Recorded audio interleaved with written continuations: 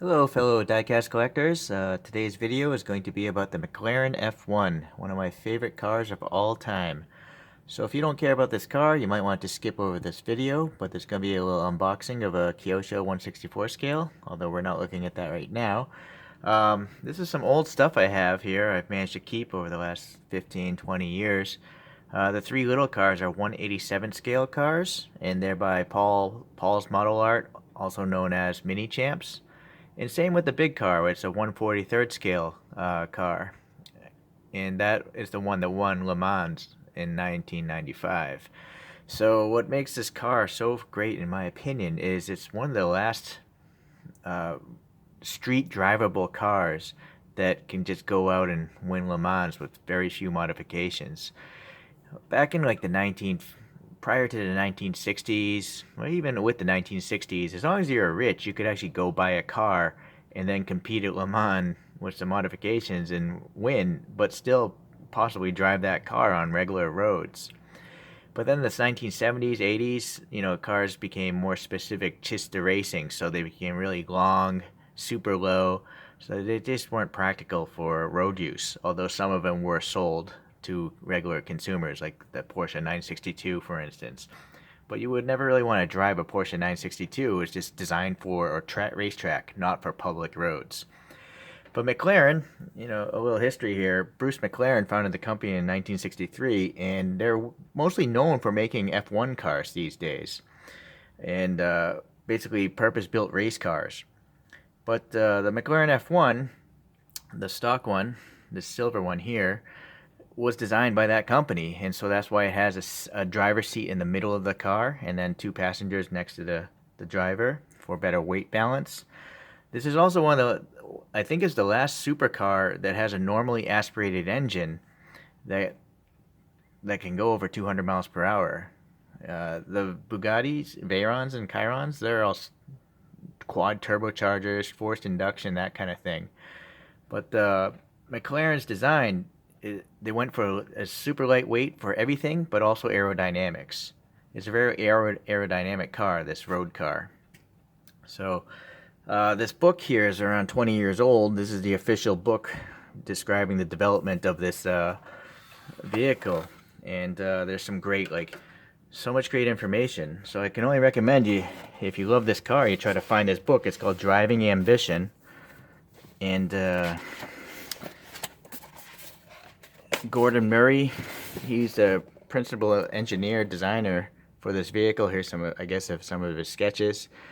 And it just goes over everything about this car. There are very few compromises in this vehicle that I can recall. Granted, I read this book like 20 years ago, so I can't recall too much, but there's a lot of information here. But the main gist of it is they only made a very few modifications to a street car.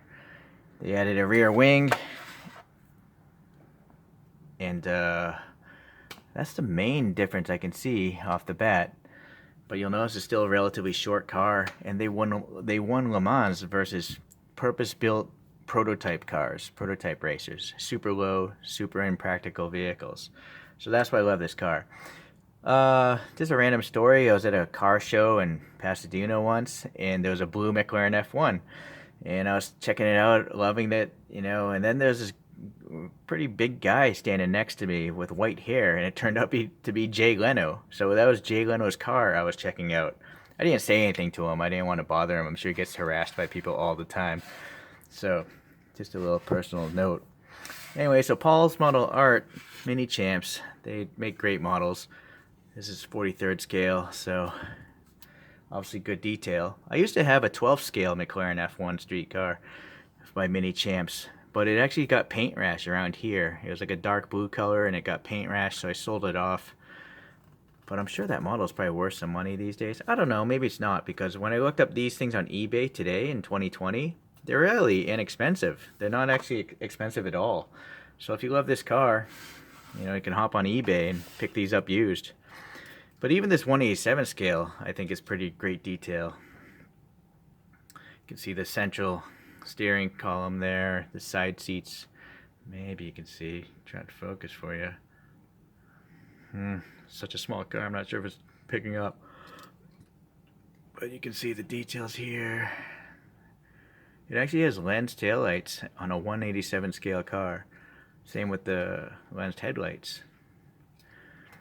This racing version is basically the same body with a wing on it, but the interior is a different color. We're talking blue now. And it does have different wheels. Make sure the focus is there.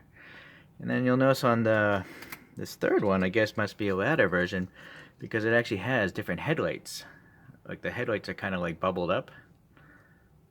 So I think I actually had to go to a BMW dealership way back in the 90s or early 2000s and find this car. These were pretty rare back then, but I think you might be able to pick these up on eBay because no one cares about 20-year-old cars anymore. So, but I'm gonna keep these forever. I love this car. Okay, so let's carry on here. I'll get these out of the way. I'd hate to have this book fall and break off this mirror. I mean this little antenna on there. Alright, so I got a little unboxing. I ordered off eBay. The 164 scale version made by Kyosho.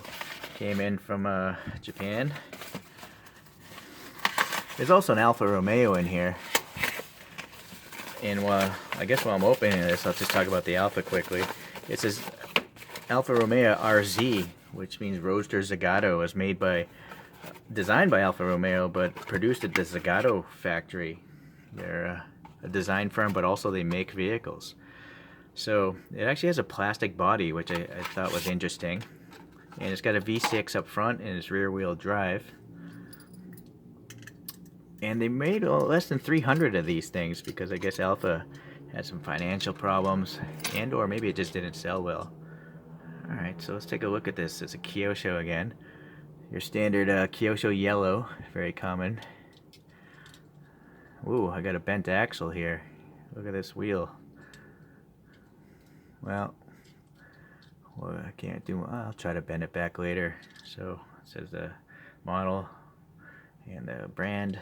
We got a little painted silver muffler, but no indication that it's hollow. No paint black in there, or no forming. But you can see the multicolored Alfa logo on the trunk there, so that's cool.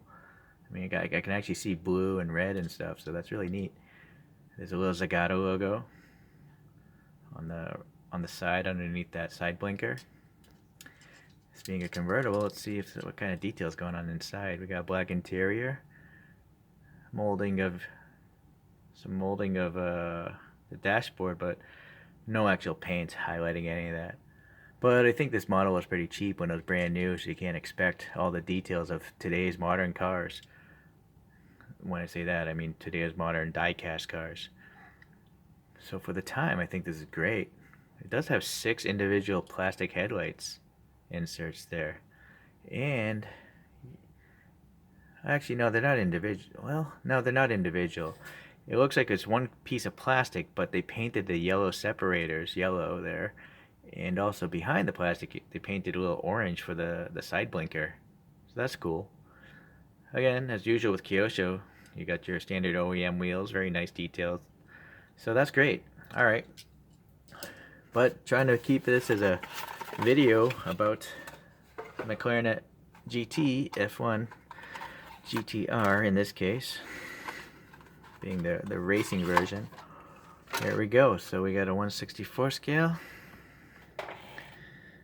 And let's check out the details. So, oh, I'm so glad. There's a tiny bit of bubbling there, but it seems like in general the paint's in pretty good shape. So, I'm very happy about that. This printing, this tampo printing is very nicely done by Kyosho. I mean, the number 59 is literally wrapping around that rib on the door. On the gull wing doors there. So the headlights themselves, you know, there's a plastic lens, but behind it you can actually see the indication of 2 headlights behind each lens. I'm trying to look past my camera here. I think it's just painted. Yeah, I think there's just painted silver dots to represent the actual headlights. And then you'll see here the indicators are a little yellow. The yellow and silver indicator lights, fog lights, running lights, I guess you'd call it, for the silver maybe. There's a windshield wiper molded in. It's painted black. You can see that central steering console there, and there's a steering wheel back there. Sorry, try to keep the focus for you guys. A lot of reflection going on. It's a very shiny model. Very shiny die-cast here. Let's take a look at the mid-engine. Unfortunately, boy, it's so much reflection. I can see with the naked eye what look like the manifolds, the exhaust manifolds, but I don't know if you can see it because there's just so much reflection on this plastic window. Very nice model. I think it's brand new. It's like it's almost never been touched because I don't see any fingerprints or anything on it. So let's take a look at the back here. Focus, focus. So you got all sorts of printing. You got the little 4 exhaust tips there sticking through the diffuser mesh. Yeah, this is very nice. Right on. I'm super happy. Yep. And I'm not sure when this model was manufactured and put out in the general world. Let's take a look at the card here. You know, it was part of this McLaren F1 collection. They have some long tails as well. But I really wish they put a date on this, like when they actually made the thing. It's a shame. But no matter when this model was made, it's pretty awesome.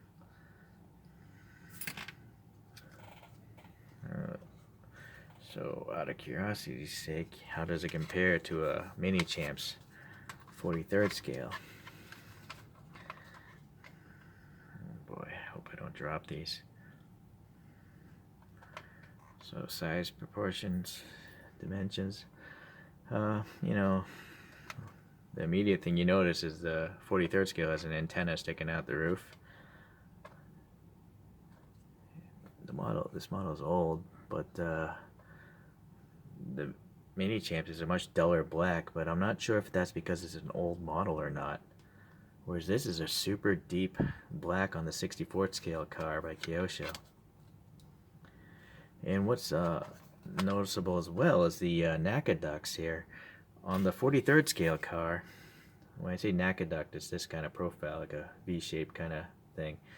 You can see the NACA duct here, but not on this. So I would have to assume the real car must have these ducts, but they just couldn't fit it into a 64 scale car. There's a mesh molded in the trunk here, whereas here it's a horizontal ribbing. Not sure which one's more accurate. I guess I don't really care. They just look awesome anyways. I'm gonna assume the silver dot here on both sides might be fuel tank fillers. Not sure 100%, but it's not painted. There is a molded dent here. Sorry, I'm actually looking at the car, not my screen here. Okay, so there's a physical dent here in the 64 scale car, but it's not painted like here on the 43rd scale car. But the interior, yeah, if you look, you got the center console, but also these 2 raised bumps. I'm not sure if those are maybe air conditioning vents, perhaps.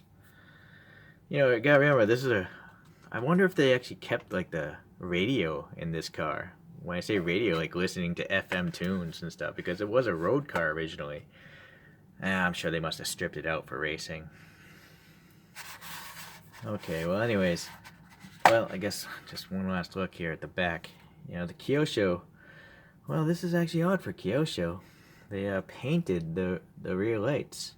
They're not plastic, which is very atypical of Kyosho. Almost all Kyoshos have plastic insert lights in the back. So in this case, they just painted it. That's really odd. Of course, the 43rd, it does have, you know, the translucent plastic.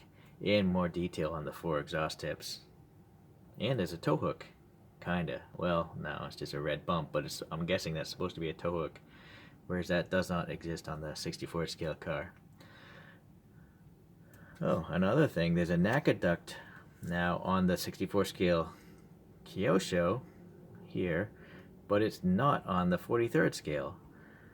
So I'd be curious about that. Why would there be more detail on the little car? Or did they make a mistake? Not sure. I'll have to check the internet on that. You know, this is graphics printed on the roof of the 43rd scale, whereas it's not on the roof of the Kyosho. But again, I can understand Kyosho has a certain budget to work within, and this car couldn't have been that expensive when it was brand new in shops. I would guess it's probably like $10 or less. So, okay. Well, anyways, I hope you guys learned a little bit about McLaren F1s. I guess a little bit more information because I love the car so much. I just did some recent research. When the straight versions were sold, like Jay Leno's car I saw, I think they started at $800,000, which is quite a lot of money back in the early 90s.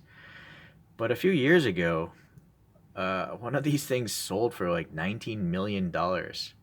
So that's a pretty good amount of appreciation. So like $1 million a year.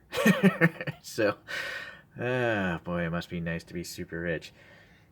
Well, another thing is debatable whether or not even at $800,000 to $1 million new, is people debate whether or not McLaren actually made any money on this car, because there's so few compromises made. Like everything was built to be as light and as strong as possible. They could have easily gone with cast aluminum suspension components, but they chose to do CNC billet instead, just to save a few grams here and there. So it really is worth the money. If I won the Powerball, this would be at the top of my car list, I think, to purchase, because I could actually drive it on normal roads. So very nice.